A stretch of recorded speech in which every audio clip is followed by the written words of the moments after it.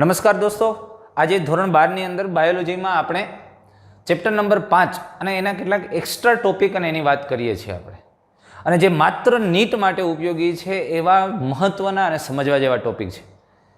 જો અહીંયા જે આપણે હવે વાત કરવાના છે એ કેટલાક લિંગ સંકલિત જનીનિક સંબંધિત લક્ષણો છે, એને રિલેટેડ આપણે વાત કરવી છે.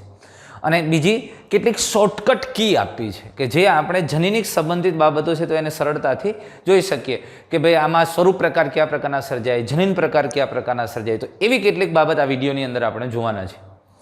અને આ આપણા ચેપ્ટરનો લગભગ 15મો પાર્ટ છે અથવા તો 15મો વિડીયો છે અને લાસ્ટ, એટલે અહીંયા આપણું ચેપ્ટર પૂરું થાય છે. જોઈએ હવે કેટલાક એવા જ પ્રકારના ટોપિક જે ખૂબ મહત્વના છે પણ જે સીધી રીતે આપણી એનસીઈઆરટીમાં નથી આપ્યા, પણ ક્યાંક એની નાની મોટી એવી વાત કરી દીધી હોય જે આપણને સમજવી પડે, એને આપણે થોડુંક વિસ્તારપૂર્વક લઈએ છીએ. બરોબર? એટલે સાવ બહારનું છે એવું ન કહીએ, પણ એક નીટ માટે ખૂબ ઉપયોગી છે અને જે ટ્વિસ્ટેડ પૂછાતું હોય એમાં આપણને મદદરૂપ થઈ શકે એવા ટોપિક્સ, એવા કેટલાક પોઈન્ટ એની આપણે વાત કરીએ, ચર્ચા કરીએ. તો લિંગ સંલગ્ન, જ્યારે કોઈ જનીનો છે એ લિંગી રંગસૂત્રો પર આવેલા હોય તો તેને લિંગી જનીન અથવા તો આ પ્રક્રિયાને લિંગ સંલગ્નતા કહેવામાં આવે છે. તો લિંગ સંલગ્નતાના પ્રકાર તો લિંગી રંગસૂત્રો સાથે જે જડાયેલા હોય એના આધારે તો એક તો એક્સ લિંગી રંગસૂત્ર છે અને વાય છે, તો પ્રકાર એમ બી આપણે પાડી શકીએ, અથવા તો એક્સ સંલગ્નતા પ્રકાર, વાય સંલગ્નતા, એક્સ વાય સંલગ્નતા, એમ 3 પાડી શકાય. તો પેલો પ્રકાર આપણે જોઈએ એક્સ સંલગ્નતા, એક્સ લિંકેજ જીન. આ એક્સ લિંકેજ જીન અથવા તો જનીન છે જે એ સામાન્ય રીતે કેટલાક દૈહિક લક્ષણોના જનીન એક્સ રંગસૂત્ર પર જોવા મળે. હવે આમ લક્ષણો છે એ લિંગ સાથે સંકળાયેલા નથી, દૈહિક. આપણે હમણાં કીધું ને ઓલું હિમોફિલિયા માટેના જવાબદાર જનીન છે એ એક્સ લિંગી રંગસૂત્ર સાથે સંકળાય, તો બસ એ લિંગ સંલગ્ન જનીન થયું. તો દૈહિક લક્ષણોના જનીન એક્સ રંગસૂત્ર પર જોવા મળે છે તો તેને એક્સ સંલગ્નતા જનીન કહેવાય. અને એક્સ સંકલિત લક્ષણની આનુવંશિકતા નર અથવા માદા દ્વારા હોઈ શકે. સ્પષ્ટ વાત છે. એક્સ સંકલિત લક્ષણની આનુવંશિકતા નર અથવા માદા દ્વારા હોઈ શકે, કારણ કે એક્સ લિંગી રંગસૂત્ર બેયમાં છે, નરમાંય હોય ને માદામાંય હોય.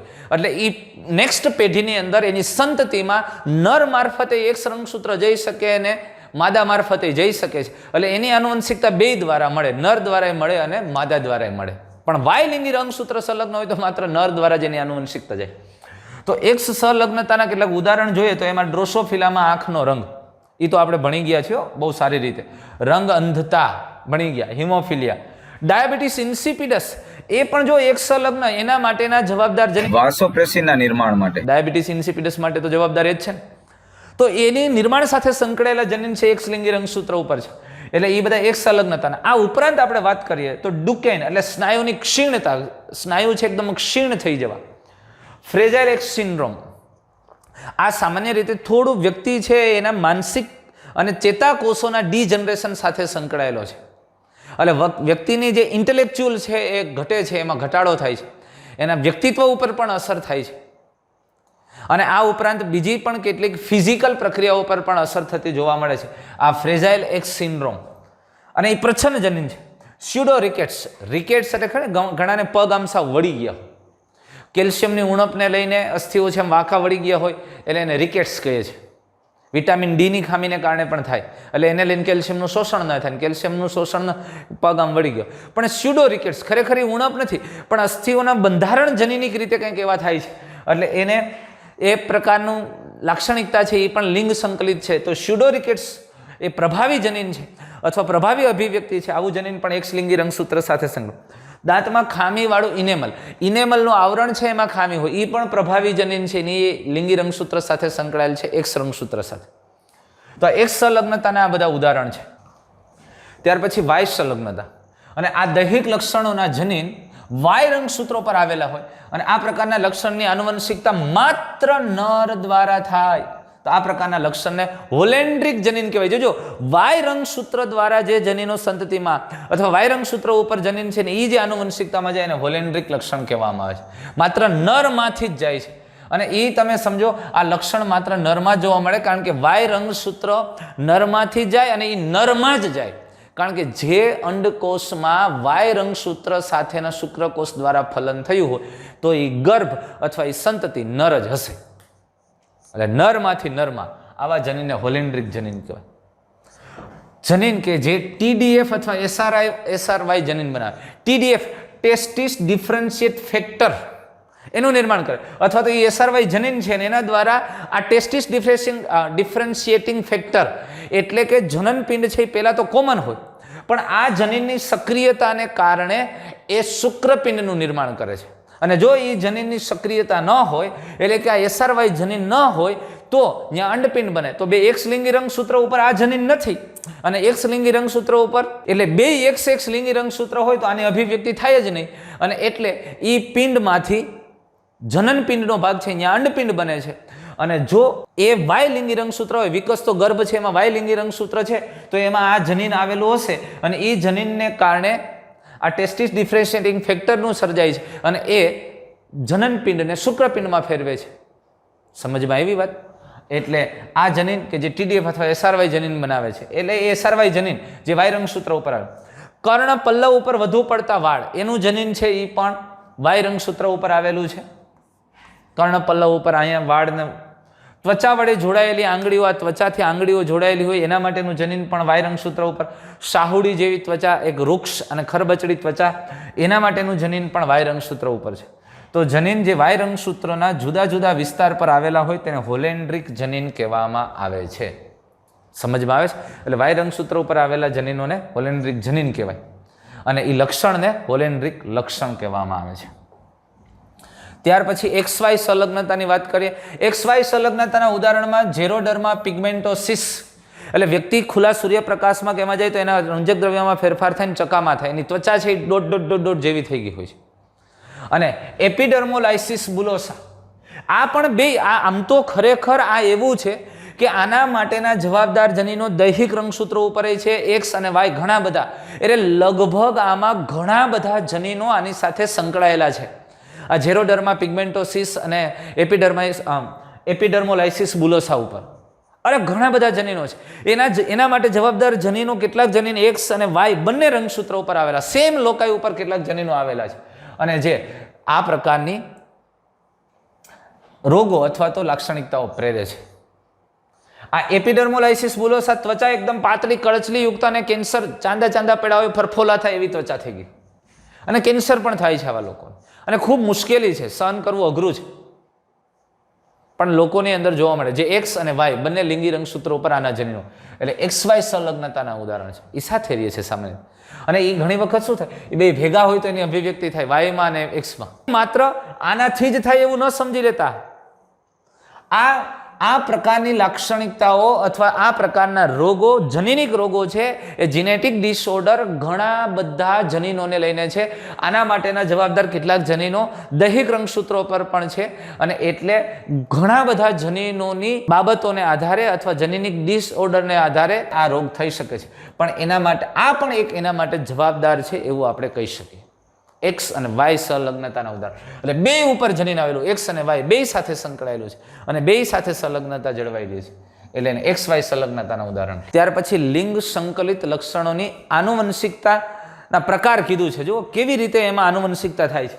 તો એક છે ક્રિસ ક્રોસ આનુવંશિકતા, આ ક્રિસ ક્રોસ, અને બીજી છે નોન ક્રિસ ક્રોસ એટલે વાંકા ચૂકી આનુવંશિકતા. એટલે શું વળી?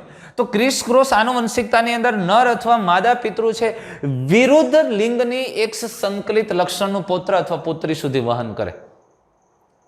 કેમ હમણાં કહેશું આપણે. જોજો, નર અથવા માદા પિતૃ એ વિરુદ્ધ લિંગની X સંકલિત લક્ષણનું પુત્ર અથવા પુત્રી સુધી વહન કરે. જો એમાં પાછો એક પ્રકાર ક્રિસ ક્રોસમાં એક પ્રકાર લઈએ ડાયોજેનિક. આ ડાયોજેનિક અથવા ડાયગાયનિક તો જેમાં આનુવંશિકતા કે જેમાં લક્ષણો પિતામાંથી પુત્રી અને પુત્રીમાંથી પૌત્ર સુધી X પિતામાંથી X પુત્રીમાં આવે, આ X પાછો પૌત્રમાં જાય એટલે પિતામાંથી પુત્રી વિરુદ્ધ લિંગમાં આવ્યું, ત્યાંથી પાછું પૌત્રમાં આવ્યું તો આને ડાયજેનિક કહેવાય. આ ક્રિસ ક્રોસ વાંકા ચૂકી. આ ડાયેન્ડ્રિક છે, ડાયએન્ડ્રિક આ આનુવંશિકતા જેમાં લક્ષણો માતામાંથી પુત્રમાં અને પુત્રમાંથી પુત્રી, આ પણ X જ આવશે. માતામાંથી પુત્રમાં તો X રંગસૂત્ર આવે અને પુત્રમાંથી પાછી એની પુત્રી થાય એટલે પૌત્રી શબ્દ ખરેખર વાપરવો જોઈએ, એમાં પાછું આવશે. તો આ ડાયેન્ડ્રિક છે અને આ ડાયગાયનિક છે. સમજમાં આવે છે વસ્તુ? પિતામાંથી પુત્રી અને પુત્રીમાંથી પૌત્ર એ ડાયગાયનિક અથવા તો ડાયજેનિક. અને ડાયન્ડ્રિક એટલે માતામાંથી પુત્રમાં, પુત્રમાંથી પછી પૌત્રીમાં. આ પ્રકારે આ ક્રિસક્રોસ હતું. નોન ક્રિસક્રોસ આનુવંશિકતાની અંદર આમાં નર અથવા માદા પિતૃમાં એક સમાન લિંગની સંતતિ દ્વારા લિંગ સંકલિત લક્ષણ અથવા એટલે કે એ છે પૌત્રી સુધી વહન પામે છે. હવે તમે સમજો, હોલોજેનિકની વાત કરીએ માતામાંથી પુત્રી અને પુત્રીમાંથી પૌત્રી, અને હોલેન્ડ્રિક પિતામાંથી પુત્રમાં, પુત્રમાંથી પૌત્રમાં, નરથી નર, તો એને હોલેન્ડ્રિક કીધું. અને હોલોજેનિક માતામાંથી પુત્રીમાં, પુત્રીમાંથી પૌત્રીમાં, માદામાંથી માદામાં જ વહન પામે, એક સમાન લિંગ સંતતિ દ્વારા વહન પામે પૌત્રી સુધી, તો એ નોન ક્રિસક્રોસ છે. અને વિરુદ્ધ લિંગ દ્વારા વહન પામે તો એ ક્રિસક્રોસ છે. એટલે અહીંયા આનુવંશિકતા જે સંકલિત આનુવંશિકતા છે એની વાત કરીએ આપણે. હવે એવી જ અગત્યની બાબત વાત કરીએ. હવે લિંગ મર્યાદિત લક્ષણ, અહીંયા સમજો, આ થોડા કન્ફ્યુઝન કરે એવા બાબતો છે પણ સમજી શકાય એવી વસ્તુઓ છે સરળતાથી. લિંગ મર્યાદિત લક્ષણ, સેક્સ લિમિટેડ કેરેક્ટર, આને ધ્યાનમાં રાખજો. સેક્સ લિમિટેડ કેરેક્ટર, આ લક્ષણો એક લિંગમાં હાજર હોય અને બીજા લિંગમાં ગેરહાજર હોય, પણ તેઓના જનીનો બંને લિંગમાં હાજર હોય અને તેઓની અભિવ્યક્તિ લિંગી અંતઃસ્ત્રાવ પર આધારિત છે, પણ એક જ લિંગમાં એની અભિવ્યક્તિ થાય છે. અહીંયા એક વસ્તુ ખાસ મગજમાં રાખજો, લિંગ મર્યાદિત અભિવ્યક્તિ છે, લિંગ મર્યાદિત લક્ષણ છે. લક્ષણો ફક્ત એક જ લિંગમાં જોવા મળે છે, ઓનલી વન સેક્સ, અને બીજા લિંગની અંદર એ લક્ષણ ગેરહાજર હોય છે, પરંતુ એના જનીનો બે લિંગમાં હાજર હોય છતાં અભિવ્યક્તિ માત્ર એકની અંદર જ થાય છે એવું જોવા મળે. અને જો અહીંયા ઘણી વખત આ અભિવ્યક્તિ અંતઃસ્ત્રાવ પર પણ આધારિત હોય છે. અને એની સરસ આપણને ઉદાહરણ, ગૌણ જાતીય લક્ષણો, આ અહીંયા જનીનો દૈહિક રંગસૂત્રો પર આવેલા છે અને આ જનીનો નર અને માદા બંનેમાં હાજર હોય છે, પણ આની અસર લિંગી અંતઃસ્ત્રાવની હાજરી અથવા ગેરહાજરી પર આધાર રાખે છે. દાઢી મૂછના જનીન, તેઓની અસર માત્ર નર અંતઃસ્ત્રાવ ટેસ્ટોસ્ટેરોનની હાજરીને કારણે અભિવ્યક્તિ, પણ એની અભિવ્યક્તિ માત્ર ને માત્ર એક જ માં હોય છે, એ નરમાં જ હોય છે. દાઢી મૂછ છે એ ઉગવી એ માત્ર નરમાં, પણ ભલે એના માટેના જનીન છે બેમાં હાજર છે, પણ એની અભિવ્યક્તિ તો માત્ર નરમાં જ થાય છે, એટલે એને લિંગ મર્યાદિત લક્ષણ કીધું છે. હા, એ અંતઃસ્ત્રાવ કે અન્ય ઘણી બધી બાબતો એવી અસર કરતી હોય કે માત્ર એક જ લિંગની અંદર એની અભિવ્યક્તિ થાય, જ્યારે બીજી લિંગમાં એની અભિવ્યક્તિ થતી નથી, એને લિંગ મર્યાદિત કીધું. અને એટલે દાઢી મૂછ માત્ર નરમાં જોવા મળે, માદામાં જોવા મળતા નથી. સમજાય? એના માટેના જનીન બંનેમાં છે, પણ છતાં માત્ર એક્સપ્રેસ નરમાં જ થાય છે. લિંગ મર્યાદિત લક્ષણ માત્ર નરમાં અથવા માત્ર માદામાં જ અભિવ્યક્ત થાય છે. આવા લક્ષણ લિંગ મર્યાદિત લક્ષણ. હવે જોજો, એની સાથે બહુ અગત્યનો એક પોઈન્ટ છે, બીજો બહુ મહત્વનો વાત છે. હવે એ કરી છે લિંગ અસર દર્શાવતા લક્ષણો અથવા લિંગની અસર પ્રભાવિત લક્ષણો. હવે લિંગની અસર દર્શાવતા લક્ષણો અને એમાં ને ઓમાં આમ જુઓ તો બહુ જાજુ વેરિએશન નથી. લિંગ મર્યાદિત એટલે કે સેક્સ લિમિટેડ કેરેક્ટર ટ્રેટ્સ અને સેક્સ ઇન્ફ્લુઅન્સ ટ્રેટ્સ અથવા તો કેરેક્ટર, એમાં બહુ જાજો ફેરફાર નથી. લિંગ અસર દર્શાવતા લક્ષણો, અહીંયા નર અને માદામાં જુદી જુદી રીતે એની અસર થાય છે, એટલે અભિવ્યક્તિ બેયમાં જોવા મળે પણ અસર બેયમાં જુદી જુદી હોય. એટલે જો આમાં એવું હતું કે માત્ર અભિવ્યક્તિ એકમાં જ હતી, અહીંયા અભિવ્યક્તિ બેયમાં જોવા મળે પણ એની અસર જુદી જુદી છે, એટલે બહુ જાજો ફેરફાર નથી. આ જનીનો પણ બેયમાં હોય અને પ્રચ્છન્ન, આ સામાન્ય રીતે દૈહિક રંગસૂત્રો પર આવેલા જનીનો છે. આ જનીનો એવું નથી સમજવાનું કે લિંગી રંગસૂત્રો પર આવેલા, અરે જનીનો દૈહિક રંગસૂત્રો પર આવેલા હોય પણ છતાં એની અસર છે લિંગને કારણે થતી હોય, તો એ લિંગ મર્યાદિત, માત્ર એક જ લિંગની અંદર એની અભિવ્યક્તિ જોવા મળે નર અથવા માદામાં, તો એ લિંગ મર્યાદિત છે. પણ એની અભિવ્યક્તિ બેયમાં જોવા મળતી હોય પણ બેયની અસર બેયમાં જુદી જુદી હોય, તો એ લિંગ અસર દર્શાવતા લક્ષણો છે. સમજાય છે? એટલે નર અને માદામાં જુદી જુદી રીતે અસર પામે છે. વિષમયુગ્મી અવસ્થાની અંદર લિંગમાં જુદી અસર જોવા મળે છે. તો એની વાત કરીએ આપણે. આપણને સરસ મજાનું ઉદાહરણ આપ્યું છે ટાલ માટેના જનીન. તો ટાલનું જનીન છે બી પ્રભાવી છે. જનીન પ્રકાર જો કેપિટલ બી હોય તો નરમાં ટાલની હાજરી જોવા મળે, માદામાં હોય છે. પણ સ્મોલ બી હોય તો નરમાં ટાલ ન પડે, ટાલની ગેરહાજરી, માદામાં ટાલની ગેરહાજરી, તો બેમાં ગેરહાજરી. પણ આ વિષમયુગ્મી જનીન છે, કેપિટલ બી સ્મોલ બી હોય તો નરની અંદર ટાલની હાજરી જોવા મળે છે, માદામાં નથી. લ્યો, એટલે નરને એટલે કે પુરુષને ટાલ વધારે પડે, કારણ કે આ સ્થિતિમાં ટાલ પડે છે, ઓમાં નથી પડતી. તો આ લિંગ અસર દર્શાવતી અભિવ્યક્તિ થઈ, લિંગ અસર દર્શાવતા લક્ષણો જોવા મળ્યા. એટલે આના માટેના લક્ષણ માટેના જવાબદાર જનીનો તો દૈહિક રંગસૂત્રો ઉપર છે, પણ એની અભિવ્યક્તિ લિંગને કારણે અસર પામે છે. એટલે નર અને માદામાં બેની અસર જુદી જુદી છે, તો એને લિંગ અસર દર્શાવતા અથવા તો સેક્સ ઇન્ફ્લુઅન્સ્ડ કેરેક્ટર અથવા તો ટ્રેટ્સ કહેવામાં આવે. ત્યાર પછી જનીનિક સમતુલાવાદ. આ ટોપિક આપણે એક વચ્ચે લઈ લઈએ. જૂના સિલેબસમાં હતો, પણ ક્યાંક ક્યાંક પ્રશ્ન પૂછાય અથવા તો નીટમાં થોડુંક હોય તો આપણને ધ્યાનમાં લે. એક બ્રિજિસ એણે ડ્રોસોફિલા ઉપર પ્રયોગ કર્યો, અને ડ્રોસોફિલામાં અને લિંગ નિશ્ચયની પદ્ધતિ શોધવા માટે ખૂબ આ લોકો મથ્યા. એમાં ડ્રોસોફિલા ઉપર પ્રયોગો થયા. એમાં બ્રિજિસે ડ્રોસોફિલા ઉપર પ્રયોગો કરતો હતો, તો એમાં એક ડ્રોસોફિલા માદા માખી એવી મળી કે જેમાં 3N હોય, રંગસૂત્રો 3-3ના જૂથમાં હતા, ત્રિકીય હતું. એટલે એની અંદર 3 જોડ દૈહિક રંગસૂત્રો, પણ એ 3ના જૂથમાં, અને 3 એક્સલિંગી રંગસૂત્રો, અને આવું એને માદા જોવા મળ્યું.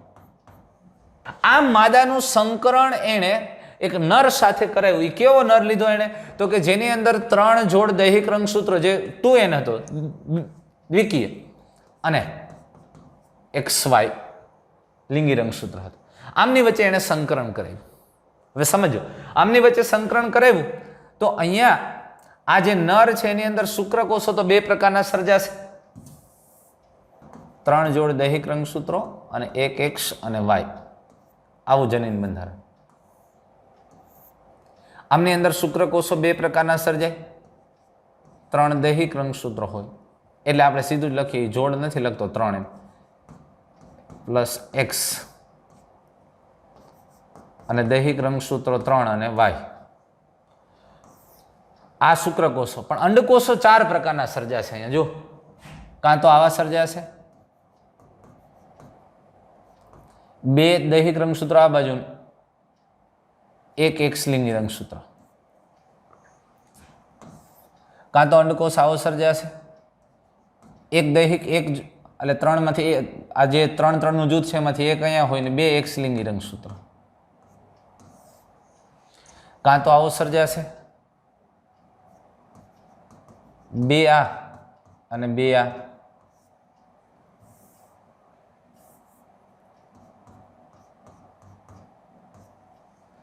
અને ચોથો આવો સર્જાશે,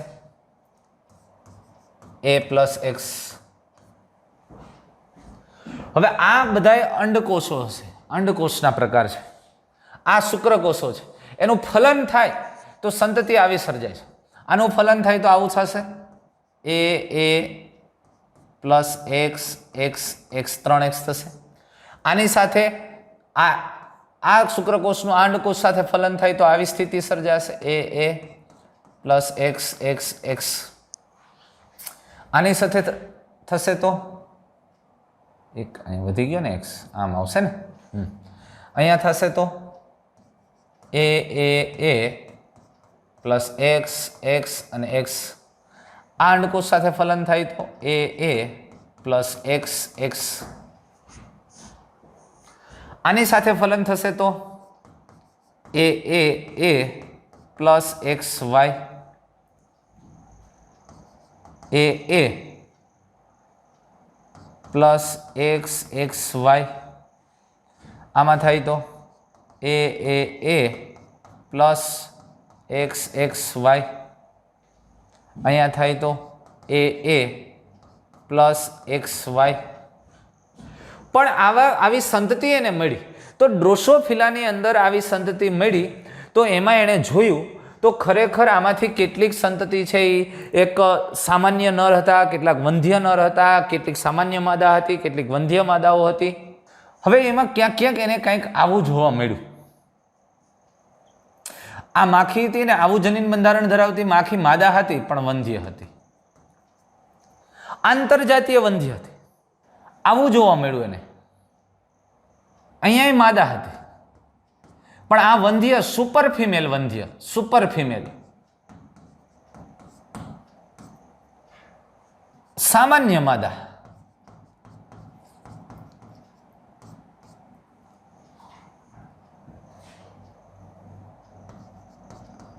માદા પણ સામાન્ય, નર પણ વંધ્ય જોવા મળે. માદા સામાન્ય, માદા વંધ્ય. નર સામાન્ય. હવે આવા અલગ અલગ એને જોવા મળ્યા એટલે એને એમ થયું, જો મેં સમજો અહીંયા 2XX છે તો માદા છે ને વંધ્ય છે, 2X છે તો માદા ને વંધ્ય માદા મળી, અહીંયા 3X છે તો માદા ને વંધ્ય છે, અહીંયા 3X છે તો માદા છે, પછી અહીંયા 2X છે તો સામાન્ય માદા છે, અહીંયા તમે જુઓ Y છે છતાંય નર વંધ્ય મળ્યું, અહીંયા Y છે છતાંય માદા છે અને સામાન્ય માદા છે, અને અહીંયા 2X અને Y છે તો માદા છે ને વંધ્ય છે. એટલે આને પછી ધ્યાનમાં આવ્યું કે આ બધી પરિસ્થિતિને ધ્યાનમાં આવતા એને જોયું કે એક્સ લિંગી રંગસૂત્ર અને દૈહિક રંગસૂત્રનો જે રેશિયો છે આ રેશિયાને આધારે નક્કી થાય છે. એટલે અહીંયા લિંગ નિશ્ચયન છે એ માત્ર રંગસૂત્રને આધારે એમને એમ નહીં, પણ લિંગી રંગસૂત્ર અને દૈહિક રંગસૂત્રના સમતુલનને આધારે થાય. જો એક્સ લિંગી રંગસૂત્ર અને દૈહિક રંગસૂત્રોની સંખ્યા એનો રેશિયો છે જો 1 આવે તો એ સામાન્ય માદા છે. એટલે આ સેક્સ લિંક રેશિયો છે એ 1 આવે એક્સના છેદમાં. અહીંયા જો એક્સ કેટલા છે 2 છે અને 2ના છેદમાં 3 આવ્યું એટલે 0.6 આવે, 0.6 એટલે એ માદા વંધ્ય છે. અહીંયા તમે જુઓ x3 અને એના છેદમાં 2 એટલે માદા છે પણ સુપર ફિમેલ થાય છે, એમાં માદાનું પ્રમાણ ખૂબ વધી જાય છે. અહીંયા જુઓ x3 અને i3 3ના છેદમાં 1, જો 1 આવે આ રેશિયો 1 આવે તો એ સામાન્ય માદા, પણ જો 1 થી વધી જાય 1 થી વધારે આવે તો એ સુપર ફિમેલ. અને જો 0.5 અને 1 ની વચ્ચે આવે 0.5 અને 1 ની વચ્ચે આવે તો આંતરજાતીય વંધ્ય માદા હોય પણ વંધ્ય. અહીંયા જુઓ સામાન્ય માદા કારણ કે x કેટલા છે 2 એના છેદમાં 2 1 સામાન્ય માદા. અહીંયા જો 1 કેટલા છે 1 અને 1 કેટલા 3 એટલે શું આવ્યું 0.33. તો 0.5 હોય ને આ 0.5 હોય ને તો નર એ સામાન્ય નર, 0.5 થી ઓછું આવે તો નર વંધ્ય, 0.5 થી 1 ની વચ્ચે આવે તો માદા પણ આંતરજાતીય વંધ્ય. હવે જો અહીંયા શું થાય 2ના છેદમાં 2 1 માદા સામાન્ય, અહીંયા શું થાય 2ના છેદમાં 3 0.6 આંતરજાતીય વંધ્ય પણ માદા. અહીંયા તમે જુઓ જી 1ના છેદમાં 2 0.5 નર સામાન્ય. એટલે અહીંયા રંગસૂત્ર Y હોય કે Q હોય એ બહુ નક્કી નથી કરતું. તમે સમજો એક્સ લિંગી રંગસૂત્ર અને દૈહિક રંગસૂત્રના પ્રમાણને આધારે નક્કી થાય છે નર થશે કે માદા. જો દૈહિક રંગસૂત્રના પ્રમાણમાં એક્સ લિંગી રંગસૂત્રની સંખ્યા વધી જાય તો એનું માદાપણું વધી જાય છે. જો એક્સ લિંગી રંગસૂત્ર અને દૈહિક રંગસૂત્રની સંખ્યા છે એ સમાન રહે તો માદા બને છે. એટલે એનો મતલબ એવો થયો કે નરપણા માટેના જનીન છે ને વાય લિંગી રંગસૂત્ર એ દૈહિક રંગસૂત્રો પર આવેલા છે. નરપણા માટેના જવાબદાર જનીનો દૈહિક રંગસૂત્રો ઉપર છે. જો એક્સ લિંગી રંગસૂત્રનું પ્રમાણ દૈહિક રંગસૂત્રના પ્રમાણમાં વધી જાય તો પણ બે સમાન રહે તો માદા છે, અને જો દૈહિક રંગસૂત્રની માત્રા વધી જાય છે તો એ નર થાય છે. તમે જો 0.5 આવે છે એટલે કે દૈહિક રંગસૂત્રોની સંખ્યા અહીંયા જુઓ એક્સ લિંગી રંગસૂત્ર 1 છે અને દૈહિક 2 છે એટલે 0.5 આવ્યું તો નર થયું. અને જો હજી 0.5 થી વધી જાય ઘટી જાય સોરી એક્સ લિંગી રંગસૂત્ર 1 જ છે ને દૈહિકની માત્રા વધી ગઈ એટલે નરપણું વધી જાય છે, સુપર મેલ બની જાય. જો વંધ્ય નર સુપર મેલ. આ પ્રકારના ડ્રોસોફિલામાં લિંગ નિશ્ચયન માટે દૈહિક રંગસૂત્ર અને એક્સ લિંગી રંગસૂત્રના રેશિયાને આધારે પ્રમાણને આધારે એટલે અહીંયા જનીનનો સમતુલનવાદ જવાબદાર થયો. એટલે કેટલાક જનીનની માત્રા એનું પ્રમાણને આધારે લિંગ નિશ્ચયન થાય એટલે એને જનીનિક સમતુલાવાદ બ્રિજિસે આપ્યો છે. અને અહીંયા જો આપણે કીધું કે બ્રિજિસના મત પ્રમાણે ડ્રોસોફિલામાં વાય રંગસૂત્ર હિટ્રોક્રોમેટિક હોય છે, તેથી તે લિંગ નિશ્ચયનમાં સક્રિય હોતું નથી. યાદ આવે હિટ્રોક્રોમેટિન સક્રિય ન હોય ગાઢ હોય એને અભિરંજિત કરો ત્યારે 11મા ધોરણમાં યુક્રોમેટિન ને હિટ્રોક્રોમેટિન બસ એ માયલી વાત કરી છે. ત્યાર પછી વસ્તી જનીન વિદ્યાની વાત કરીએ. આ પણ એવો ટોપિક છે. વસ્તી જનીન વિદ્યા અત્યારે જનીનિક બાબત છે એટલે આપણે સાથે લઈ લઈએ છીએ, નહીતર ખરેખર આ હાર્ડી વિનબર્ગના નિયમને આ બધી બાબત છે એ ઇકોલોજીની અંદર ભણવાની છે, પણ થોડું જનીનિક બાબતની વાત સાથે વાત લઈ લઈએ છીએ અને ટર્મિનોલોજી સમજીને વસ્તીની અંદર જનીન વિદ્યાની વાત કરવાની. એટલે વસ્તીમાં જનીન આવૃત્તિના અભ્યાસને વસ્તી જનીન વિદ્યા કહેવાય. તો એમાં કેટલીક ટર્મ છે. જીન પૂલ કોને કહેશું? વસ્તીમાં આવેલા જે પ્રજનનશીલ જનીઓની કુલ સંખ્યા એને જીન પૂલ કહેવાય. કોઈ પણ વસ્તી છે એ વસ્તીની અંદર જે સજીવો છે સજીવની અંદર જે એકકીય કોષો છે જે પ્રજનન કોષો છે એ પ્રજનન કોષોના સમૂહને જીન પૂલ કહેવામાં આવે છે. કારણ કે એના દરેક અલગ અલગ વૈકલ્પિક કારકો ધરાવતા પ્રજનન કોષો સર્જાયેલા છે. આખી વસ્તીની અંદર રહેલા કુલ પ્રજનન કોષોનો સમૂહ એને જીન પૂલ કહેવાય. કારણ કે એક જગ્યાએથી બીજી જગ્યાએ અથવા નેક્સ્ટ સંતતિમાં લઈ જવા માટેનું જો જોડાણ હોય તો એ જન્યુઓ છે, પ્રજનન કોષો છે. એટલે વસ્તીમાં કુલ જે સભ્યો છે એની અંદર રહેલા પ્રજનનશીલ જન્યુઓની કુલ સંખ્યા એને જીન પૂલ કહેવામાં આવે. કારણ કે એક પેઢીથી બીજી પેઢીમાં જે ટ્રાન્સફર કરવાનું છે આના દ્વારા થશે, એટલે જન્યુઓ દ્વારા થશે. એનું જનનિક બંધારણ શું છે એને આધારે નેક્સ્ટ જનરેશનની અંદર લક્ષણો અભિવ્યક્ત થશે. અને જનીન પ્રવાહ, માનો કે અહીંયા એક જ જાતિના બે જૂથ છે. આ એક જ જાતિ આના સભ્યોને આપણે A1 કહી દઈએ, અને આ બીજી વસ્તી છે, એ જ જાતિની બીજી વસ્તી છે, એને A2 કહીએ. અલગ અલગ વસ્તી, બે અલગ અલગ વિસ્તારોમાં આ વસ્તીનું કોઈ સભ્ય આ વસ્તી સાથે, એટલે એક વસ્તી છે, એક જ જાતિની છે, પણ એ વસ્તીના સભ્ય બીજી વસ્તીના જૂથ સાથે ફલન કરે, આની સાથે પ્રજનન અથવા મૈથુન ક્રિયા કરે, એટલે આનું જનીન અહીંયા આવ્યું, તો આને જીન પ્રવાહ કહેવાય. દાખલા તરીકે આપણે સિંહની વાત કરીએ, આપણે એશિયાટિક લાયન છે અને ઓલા આફ્રિકન લાયન છે. હવે આ બે વસ્તી સમૂહ જુદા જુદા છે, પણ એશિયાટિક લાયનના જનીન એને અહીંથી કોઈ નર અથવા માદા પ્રાણીને આફ્રિકન લાયન સાથે મૈથુન ક્રિયા કરાવવામાં આવે અને જે એનો જનીન ભાગ છે એમાં દાખલ કર્યો, એની વસ્તીમાં એનું જનીન પ્રવેશ્યું, એ જનીન પ્રવાહની વાત. એટલે એક પ્રકારની વસ્તીમાંથી અન્ય પ્રકારની વસ્તીમાં, એક પ્રકારની વસ્તીમાંથી અન્ય પ્રકારની વસ્તીમાં વિરુદ્ધ ફલન, એટલે કે આગળ પાછળ એક વખત આનું નર ને માદા, આનું નર, એવી જ રીતે ચેન્જ કરવાનું રેસિપ્રોકલ ક્રોસ દ્વારા તથા જનીનના સ્થાનાંતરણને જનીન પ્રવાહ કહેવામાં આવે છે. આમાંથી આમાં અથવા આમાંથી આમાં એકબીજામાં જે વહન, આમાંથી આમાં ગયું, આમાંથી આમાં આવ્યું, તો આમ વિરુદ્ધ ફલનની પ્રક્રિયા, જેને જનીન પ્રવાહ. આમાંથી આમાં આવી શકે ને આમાંથી આમાં જઈ શકે. જીનેટિક લોડ, બહુ મહત્વની વાત કરી. કોઈ પણ હાનિકારક એલેલ વિષમયુગ્મી સ્વરૂપે અવસ્થામાં કોઈ વસ્તીની અંદર એ અભિવ્યક્ત નથી થતું. માનો કે કોઈ હાનિકારક છે જનીન છે એ પ્રચ્છન્ન સ્વરૂપે પડ્યું છે, તો એ વસ્તીની અંદર કોઈ સજીવની અંદર જ્યાં સુધી બે પ્રચ્છન્ન જનીન ભેગા નહીં થાય ત્યાં સુધી અભિવ્યક્ત નહીં થાય. પણ એ પ્રચ્છન્ન જનીન પડેલું છે એ વ્યક્ત થાય ક્યારે, જો બે આવા જનીન ભેગા થશે તો આવા જે વિષમયુગ્મી એલેલ છે ને, હાનિકારક જનીનો અને જે વિષમયુગ્મી હોય એટલે કે વાહક થઈને રખડે છે, એટલે એ લોડ તો છે જ ત્યાં, એ વસ્તુનો લોડેડ છે, પણ એ અભિવ્યક્ત નથી થતું કારણ કે એક સામાન્ય તંદુરસ્ત જનીનની હાજરી છે. પણ એની નેક્સ્ટ પેઢીમાં ગમે ત્યારે એ બે જનીન આવા ભેગા થઈ અને એની અભિવ્યક્તિ થઈ શકે અને હાનિકારક અસરો વ્યક્ત થાય. તો કોઈ પણ હાનિકારક એલેલનું વિષમયુગ્મી અવસ્થામાં વસ્તીમાં હાજર હોવું તેને જીનેટિક લોડ તરીકે ઓળખવામાં આવે. સમજી શકાય એવી બાબત છે. શબ્દ સાથે મેચ કરો એટલે ક્લિયરલી તમે સમજી શકો. ત્યાર પછી જનીન આવૃત્તિ. અરે જનીન આવૃત્તિ બહુ મહત્વની વાત કરી. કોઈ પણ વસ્તીની અંદર માનો કે કોઈ જનીન, આપણે ઓલું જે રુધિર જૂથની વાત કરી હતી એમ 3 પ્રકારના જનીન લીધા હતા, IA, IB અને સ્મોલ I. એક જ લક્ષણ માટેના 3 વૈકલ્પિક કારકો છે. તો આખી વસ્તીની અંદર કયું જનીન કેટલા પ્રમાણમાં છે એને એની જનીન આવૃત્તિ કહે. વસ્તીમાં આવેલ જનીનના જુદા જુદા પ્રકારના એલેલ એટલે કે વૈકલ્પિક કારકોના કુલ પ્રમાણને જનીન આવૃત્તિ કહેવાય. આખી વસ્તીમાંથી આખી માનવ વસ્તીમાં IA જનીન પ્રમાણ કેટલું, IB નું પ્રમાણ કેટલું અથવા સ્મોલ I નું કેટલું, તો એ વૈકલ્પિક કારકોનું જે પ્રમાણ છે એને જનીન આવૃત્તિ કહેવાય. તો આ જનીન આવૃત્તિની આપણે વાત થોડી કરવી છે, તો જોઈ નાખીએ.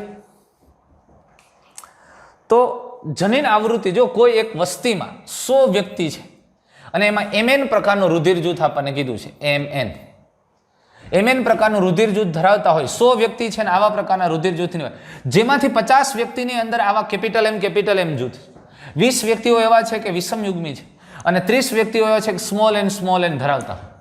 તો હવે કેપિટલ M અને સ્મોલ n, અહીંયા તો જનીન બે જ છે, M અને N. અહીંયા તો જનીન બે જ છે, કેપિટલ M અને N. તો આ બેની આવૃત્તિ શોધવી છે. કુલ 100 વ્યક્તિ છે, એમાંથી 50 વ્યક્તિઓમાં બે કેપિટલ M સમયુગ્મી જનીન છે, 20 વ્યક્તિઓની અંદર વિષમયુગ્મી M અને N બે છે અને 30 NN ધરાવે છે. તો આ M અને N ની જનીન આવૃત્તિ કેટલી કહેવાય આ વ્યક્તિમાં, એટલે આ વસ્તીમાં. હવે તમે સમજો, 50 વ્યક્તિની અંદર M છે, આવા 20 વ્યક્તિને આ 30 છે, તો કુલ M જનીનની સંખ્યા કેટલી થઈ? અરે 50માં M છે એટલે એમાં તો 2 થયા, એકની અંદર 2 હોય, જોડમાં હોય, એટલે 50 ગુણ્યા 2 વત્તા 20 આના થશે, 20 એમ હશે ને 20 એન હશે, એટલે કુલ એમ જનીન કુલ કેટલા છે? 120 થયા. એવી જ રીતે કુલ એન જનીનની વાત કરો તો એન જનીન આવા કેટલા છે? સમયુગ્મી 30, એટલે 30 ગુણ્યા 2 60 એમાં થાય, અને 20 આમાં હોય, એટલે એન જનીનની કુલ સંખ્યા 80 થાય. કુલ જનીન વ્યક્તિ 100 છે તો જનીન કેટલા હોય? 200. તો કુલ જનીન 200 છે. એમાંથી હવે એમ જનીનની આવૃત્તિ શોધવી હોય તો હાવ સિમ્પલ વાત છે. આપણે આવું કહી શકીએ એમ ના છેદમાં એમ વત્તા એન, એટલે કુલ માનો કે એમ જનીન 120 છે અને છેદમાં કુલ જનીન 120 અને 80 200 છે, એટલે કેટલી થાય? 0.6, અથવા હું પર્સન્ટેજમાં કહું તો 60% અને 100 વડે ગુણી નાખીએ તો એ વસ્તીમાં એમ જનીનની આવૃત્તિ 60% કહેવાય, અથવા તો આપણે એને 0.6 કહીએ. તો એન જનીનની આવૃત્તિ કેટલી મળે? તો એ એવી જ રીતે મળે. અહીંયા તમે સમજો એન અને એના છેદમાં એમ વત્તા એન આપણે કહીએ, એટલે કે 80 એના છેદમાં 200, અને એટલે આપણને એ મળશે 0.4 અથવા તો 40%. તો બરોબર છે, 2 થી 100% થઈ ગઈ. એટલે અહીંયા વાત થઈ ગઈ 0.6 0.4 બરાબર 1. તો P પ્લસ Q, એટલે માનો કે એની આવૃત્તિને એમની આવૃત્તિને P કયો ને એનની આવૃત્તિને Q કયો તો બરાબર 1 થઈ જવી જોઈએ. 100 પૂરી 100%. તો આનો મતલબ તો એવો છે કે મને કોઈ એક જનીનની આવૃત્તિ ખબર હોય તો બીજાની ખબર પડે. એક P છે ને બીજું Q છે, બરાબર 1 છે. તો હવે મને P ની ખબર નથી ને Q ની ખબર છે, તો તમે આવું કરી શકશો ને? તમને ખબર પડી જશે કે આની આવૃત્તિ આટલી છે ને આને આટલી, એકને આધારે બીજાની આવૃત્તિ. હવે હાર્ડી વિનબર્ગે જે નિયમ આપ્યો એને થોડીક સમજવાની વાત કરીએ. હાર્ડી વિનબર્ગ એનો નિયમ શું છે? હવે 1908માં GS હાર્ડી અને જર્મન ફિઝિશિયન W વિનબર્ગે સ્વતંત્ર રીતે શોધ્યું કે વસ્તીની અંદર યાદચ્છિક મૈથુન ક્રિયા થાય, મેટિંગ થાય, એટલે કે રેન્ડમલી પ્રજનન થાય, કુદરતી રીતે પ્રજનન પ્રક્રિયાઓ થતી હોય તો વૈકલ્પિક કારકોની આવૃત્તિનું સંતુલન સ્થપાય છે. માનો કે કોઈ એક વસ્તી છે, માનો કે ઉંદરની વસ્તી છે, અને ઉંદરની વસ્તી છે ને એની અંદર કોઈ એક જનીન છે, એની અંદર આવા જનીન વૈકલ્પિક કારકો છે, અને આ વસ્તીની અંદર એની જનીન આવૃત્તિ છે માનો કે 0.7 છે અને સ્મોલ એની જનીન આવૃત્તિ 0.3 હોય, તો આ વસ્તી છે, ઉંદરની વસ્તી અત્યારે 100 સભ્યો છે. એના પછીના 10 વર્ષો પછી એમાં 150 સભ્યો છે, અને એના પછી માનો કે 200 સભ્યો છે, પણ એની જનીન આવૃત્તિ આ જ રહેશે. એટલે કે આ કેપિટલ એ 70% અને સ્મોલ 30%. ક્યારે? જો એ કુદરતી રીતે પ્રજનન કરતો હોય, એમાં કોઈ કૃત્રિમ રીતે પ્રજનન કરાવવામાં ન આવે, તો એના વૈકલ્પિક કારકોની જનીન આવૃત્તિમાં સંતુલન સ્થપાયેલું રહે છે, એમાં કોઈ ફેરફાર થતો નથી. પણ હાર્ડી વિનબર્ગનો નિયમ તો જ લાગુ પડે છે જો એ કુદરતી મૈથુન ક્રિયા થાય, અને આ પરિબળોની અસર એમાં ન થતી હોય. આ નિયમ જો ત્યારે જ લાગુ પડે છે જ્યારે એમાં વિકૃતિ, પસંદગી અને વિચરણ જેવા પરિબળો ગેરહાજર હોય. માનો કે આ જનીનમાં કોઈ વિકૃતિ આવી અને એમાંથી A1 થઈ ગયું તો એ જનીનની આવૃત્તિ બદલશે. અને માનો કે એ વિકૃતિ થઈને આના જેવું થઈ ગયું, અભિવ્યક્ત જ નહીં થાય, તો સ્મોલ એની આવૃત્તિ વધશે ને આની ઘટશે. એટલે હાર્ડી વિનબર્ગ એવું કીધું કે કોઈ પણ વસ્તીની અંદર જ્યારે જનીન આવૃત્તિ છે એના વૈકલ્પિક કારકોની જનીન આવૃત્તિ સંતુલિત હોય, જો કુદરતી રીતે પ્રજનન પ્રક્રિયા થતી હોય અને એની અંદર આવી અસરો ન થાય, એટલે કે વિકૃતિ ન થાય, પસંદગી ન થાય ને વિચરણ ન થાય. પસંદગી એટલે આમાંથી માનો કે કોઈ પર્યાવરણ દ્વારા આ જ જનીન વધારે અનુકૂલિત થાય ને આ અનુકૂલિત ન થાય તો એ આ ગયા, અથવા તો વિચરણ એટલે આવને એમ ફાવી ગયું નીચે બરોબર વયા જાય તો એ વસ્તીમાં એની સભ્યોની સંખ્યા ઘટે અને આની ઓટોમેટિક આવૃત્તિ વધતી જાય. અત્યારે 100 એ 70 આ છે, હવે 100 સભ્યો છે અને 70 એ કેપિટલ એ આવૃત્તિ છે અને આ સ્મોલ એની આવૃત્તિ 30% છે, બરોબર 30 સભ્યો છે. હવે આમાંથી માનો કે આ વિચરણ કરી અને આમાંથી આ 70 માંથી 20 વયા ગયા, બીજા વિસ્તારમાં વયા ગયા, એટલે હવે આ કુલ 50 સભ્યો રહ્યા અને આ 30 એ 30 એમનેમ છે, તો 80 માંથી 50 આ છે, સમજાય છે? અને આ 80 માંથી 30 છે, ઓલા 100 એ 30 હતા, હવે આ 80 માંથી 30, એટલે આ જે 30%ની આવૃત્તિ હતી ને એ હવે 40% સુધી પહોંચી ગઈ, સમજાય? અને એની સામે આની 60% આવૃત્તિ થઈ ગઈ. કહેવાનો મતલબ મારો એ છે કે વિચરણ થાય તો એ વૈકલ્પિક આવૃત્તિઓ બદલશે, વૈકલ્પિક જનીન અથવા કારકોની, અથવા એમાં કોઈ વિકૃતિ આવશે, એની પસંદગી થશે તો બદલશે. નહીતર હાર્ડી વિનબર્ગનો લો એવું કહે છે કે કોઈ પણ વસ્તી છે એ વસ્તીના વૈકલ્પિક કારકોને જનીન આવૃત્તિ છે એ સમાન રહે જો કુદરતી રીતે પ્રાજ્ઞાનિક અથવા મૈથુન ક્રિયા થતી હોય તો. આ હાર્ડી વિનબર્ગનો નિયમ છે. આ વસ્તીના અભ્યાસ વખતે આપણે ઇકોલોજી વખતે ભણો એટલે એણે વળી એને સમજાવવા માટે એક વાત કરી અને આના આધારે પણ ઘણું સમજી શકાયું છે. ગાણિતિક બાબતો લીધું જો એણે આવું થિયરી લીધી p² + 2pq + q² બરાબર 1. હવે આપણે કીધું માનો કે આ એ જનીન માટેની આવૃત્તિ p છે, સ્મોલ એની આવૃત્તિ q છે અને p + q એટલે કે વિષમયુગ્મી હોય આ એની વાત કરી છે. સોરી અરે એ જનીનની આવૃત્તિ p છે ને સ્મોલ એની q છે અને એ બેયની ભેગી કરો એટલે એક થઈ જવું જોઈએ, 100% થઈ જવી જોઈએ. આ સમયુગ્મી એ વિષમયુગ્મી અને સમયુગ્મી પ્રચ્છન્ન જનીન છે. એની p આવૃત્તિ એટલે સમયુગ્મી પ્રભાવી તો એ એટલે એને p² કરી દીધું. પછી સ્મોલ એની આવૃત્તિ q ધારેલી છે અને સમયુગ્મી પ્રચ્છન્ન હોય તો એ હોય તો એને q² કહી દીધું. તો વિષમયુગ્મીની પ્રભાવીની આવૃત્તિ આ રીતે રજૂ કરવી 2pq આ એ હોય તો. હવે યાદચ્છિક પ્રજનન થાય એટલે તમને માનો કે આપણને એવું કીધું છે કે કોઈ માનો કે એ અને એ જનીન છે એમાં એ જનીનની આવૃત્તિ 0.6% છે અને સ્મોલ એની 0.4 થશે. તો આની અંદર હવે તમને એવું કીધું છે કે સમયુગ્મી કેપિટલ એ જનીન ધરાવતા સજીવો કેટલા, આવા સભ્યોની સંખ્યા કેટલી છે આપણે શોધવું છે. p + q² આપણે કહીએ છીએ એટલે p² + 2pq + q².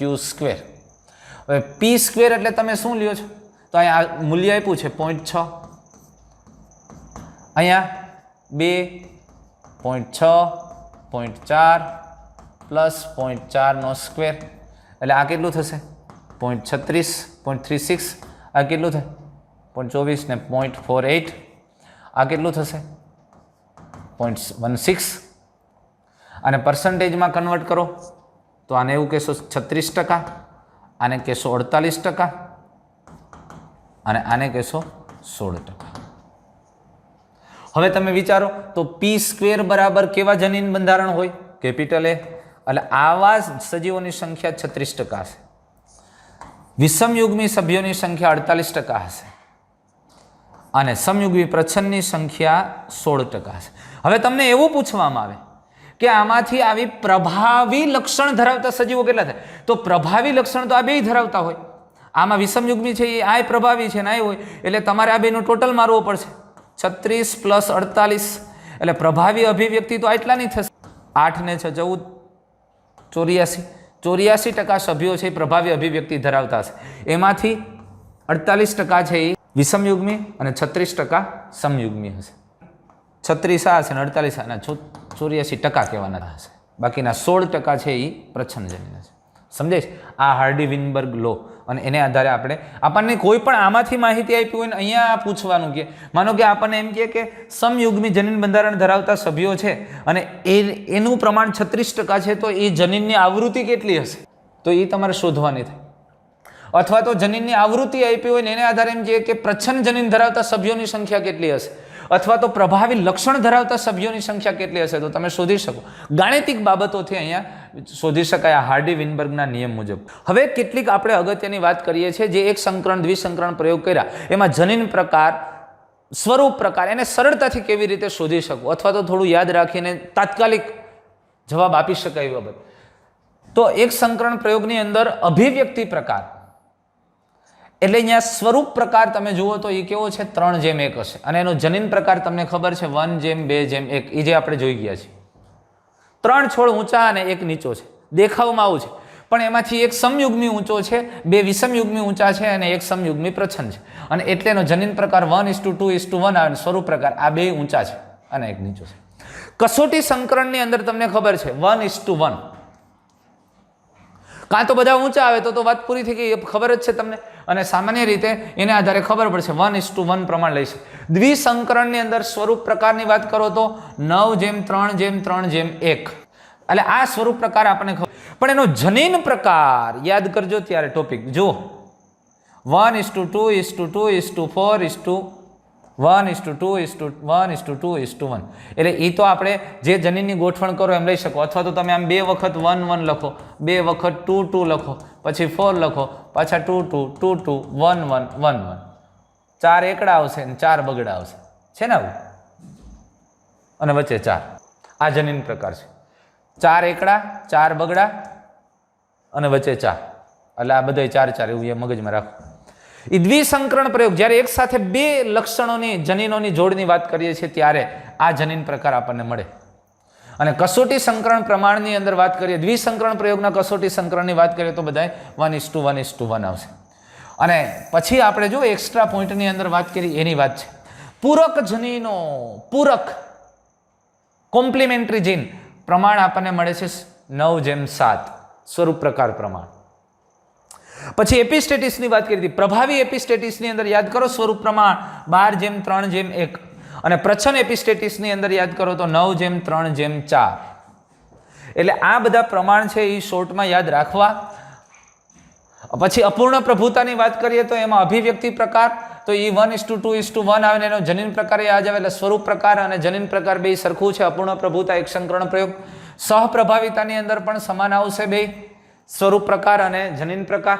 પણ હવે જો ત્રિસંકરણ પ્રયોગ કરવામાં આવે અને ત્રિસંકરણ પ્રયોગની અંદર આપણે વાત કરતા હોઈએ તો એનો સ્વરૂપ પ્રકાર, એટલે એક સાથે 3 જનીન જોડની વાત કરતા હોઈએ અને એની અસરની વાત કરતા હોઈએ ત્યારે જન્યુઓ કેવા સર્જાય અથવા તો એના સ્વરૂપ પ્રકાર કેવા હોય તો એના સ્વરૂપ પ્રકાર કેટલા મળે? 1 2 3 4 5 6 7 અને 8 મળે.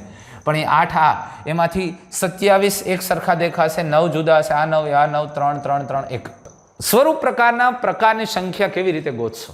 2:n ને આધારે. n એટલે જનીન જોડ. જો ત્રિસંકરણ પ્રયોગ કરતા હોય તો સ્વરૂપ પ્રકાર કેટલા મળશે? 2:3 8 મળશે. દ્વિસંકરણ પ્રયોગ કરતા હોય તો સ્વરૂપ પ્રકાર કેટલા મળશે? એટલે 2 જનીન જોડ લીધા છે 4 મળશે. 9:3:3:1 4 પ્રકાર મળ્યા. સમજાય છે વસ્તુ? એવી જ રીતે જનીન પ્રકારની સંખ્યા 2:n મળશે. જનીન પ્રકારની સંખ્યાની વાત કરી છે તો એ 2:n મળશે.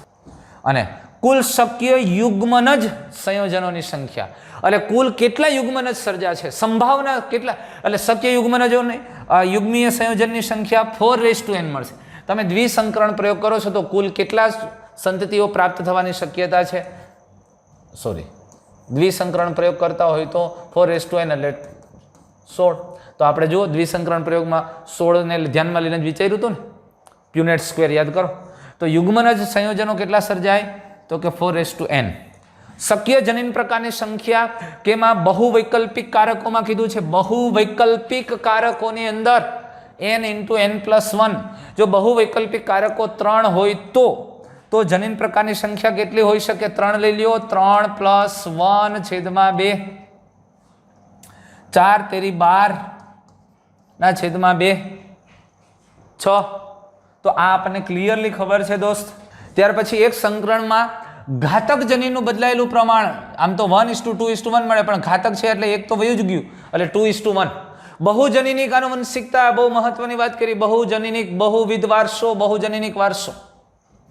એની અંદર તમે જુઓ 1:4:6:4:1. એટલે આમ તમે જોશો તો 2 જનીન માટે જ્યારે તમે લ્યો છો ત્યારે તમને આ પ્રકારે સ્વરૂપ પ્રકારો મળે છે.